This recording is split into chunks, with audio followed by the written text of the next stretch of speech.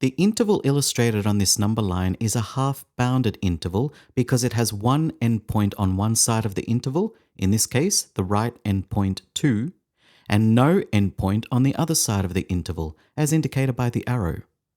Hence, this interval contains the infinitely many real numbers less than 2 with 2 included, as indicated by the closed circle.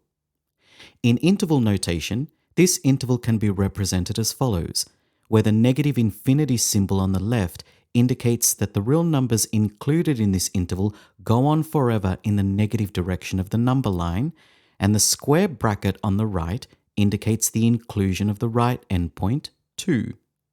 Hence, the answer to this question is option D.